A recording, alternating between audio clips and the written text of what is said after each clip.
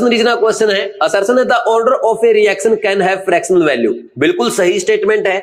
देखो भाई, जो आपका ऑर्डर होता है ना रिएक्शन का, उसकी वैल्यू पॉजिटिव हो सकती है, जीरो हो सकती है, नेगेटिव हो सकती है, इवन फ्रैक्शनल भी हो सकती है। तो यहां पे अगर आप लिखना चाहो, order of a reaction can be positive, negative, zero और फ्रैक्शनल।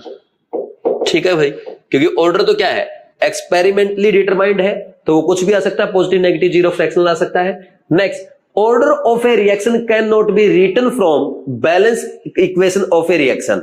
ये बोल रहा है कि ऑर्डर हम है ना बैलेंस इक्वेशन से नहीं लिख सकते। ये भी स्टेटमेंट सही है, क्योंकि ऑर्डर ऑफ ए रिएक्शन जो लिखा जाता है ना, वो आपके मैकेनिज्म से आता है। आप सिंपल एक सीधी सी आपको रिएक्शन दे दी, ठीक, उसको देख के आप ऑर्डर ऑफ रिएक्शन नहीं बता सकते। अगर आपको बैलेंस रिएक्शन दे दी जाए तो आप ये नहीं बता सकते कि इसका ऑर्डर 0 है, 1 है, या 3/2 है, या 2 है, या कितना ऑर्डर है, आप नहीं बता सकते।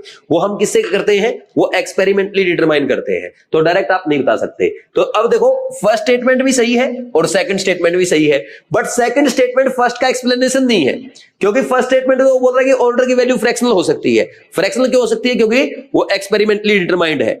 अब दूसरा क्या है, वो बोल रहा है order of reaction can not be written from balance equation of a reaction, तो ये इसका रीजन नहीं है। ध्यान देना, अगर यहां पे ये लिखता ना order of a reaction is determined experimentally, तो सही हो जाता, फिर वो उसको एक्सप्लेन करता। ठीक, तो ये इसका एक्सप्लेनेशन नहीं है, इसलिए assertion and reason both are correct, but reason is not correct explanation of assertion. Assertion correct है, रीजन करेक्ट है, but reason doesn't explain assertion. समझे कि नहीं समझे? बोलो, कोई डाउट है क्या? तो आंसर क्या आ गया, सेकंड आ गया। कुछ नोट करना तो इसमें कर सकते हैं, नहीं तो आप मेरे साथ आगे बढ़ेंगे।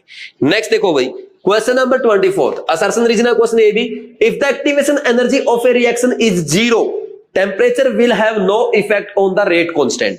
ये हमें चेक करना पड़ेगा। हम क्या लिखते हैं, K is equal to A into e की power minus E upon R T. अगर आप यहां पे E इक्वल टू 0 कर देते हैं तो क्या आएगा भाई, आपका K equal to A into e की पावर 0 अपॉन आर टी, 0 हो जाएगा, ई की पावर 0 तो 1 हो जाएगा। K is equal to A, यानी K क्या हो गया, कांस्टेंट हो गया। यानी आप क्या लिख देंगे, K is K when EA is equal to 0, EA equal to 0, K doesn't depend upon temperature, doesn't depend upon temperature, यानी टेम्परेचर का K पे कोई इफेक्ट नहीं आएगा। तो इसने क्या लिखा, if activation energy of reaction is 0, the temperature will have no effect on the rate constant. बिल्कुल सही स्टेटमेंट है। नेक्स्ट देखो, lower the activation energy faster is the reaction. भाई एक्टिवेशन एनर्जी अगर कम होगी, रेट ऑफ रिएक्शन ज्यादा होगा। ये स्टेटमेंट भी बिल्कुल सही है। क्यों सही है, क्योंकि जब आपकी एक्टिवेशन एनर्जी कम होती है तो number of reacting molecule crossing energy barrier बढ़ जाते हैं, तो जिससे रेट ऑफ रिएक्शन बढ़ जाएगा। या यहां से आप देख लो, अगर इसमें हम लिखें, देखो इसी में अगर हम समझाएं इसको, तो एक काम करता हूं, इस लाइन को थोड़ा नीचे अलग से ले आता हूं। ये आपका असर्शन एक्सप्लेनेशन हो गया। अब इधर रीजन एक्सप्लेन कर देता हूं। देखो यहां पे अगर मैं बोलता हूं K is equal to A into e की, ये है ना आपका, इसको ऐसे लिख लो, A अपॉन ई की power E upon R T, ये लिख सकता हूं। अब देखो क्या होगा, EA अगर डिक्रीज होगा तो EA अपॉन आर टी की वैल्यू डिक्रीज हो जाएगी, और E अपॉन आर टी की वैल्यू डिक्रीज हो जाएगी, तो E की power E upon R T ये पूरा डिक्रीज हो जाएगा, और ये डिक्रीज हो जाएगा तो डेनोमिनेटर है, तो डेनोमिनेटर अगर किसी का डिक्रीज होता है तो आपको पता है K क्या हो जाएगा, इंक्रीज हो जाएगा। तो आपका ये डिक्रीज करने पे K इंक्रीज हो गया, इसलिए रेट ऑफ रिएक्शन बढ़ जाता है। तो ये भी एक्सप्लेनेशन आप दे सकते हैं।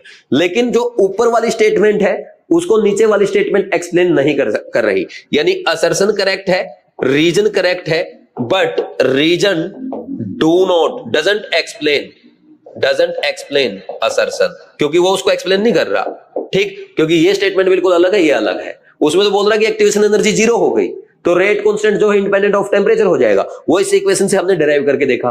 फिर दूसरा बोल रहा है कि एक्टिवेशन एनर्जी को कम कर देंगे तो रेट ऑफ रिएक्शन फास्ट हो जाता है।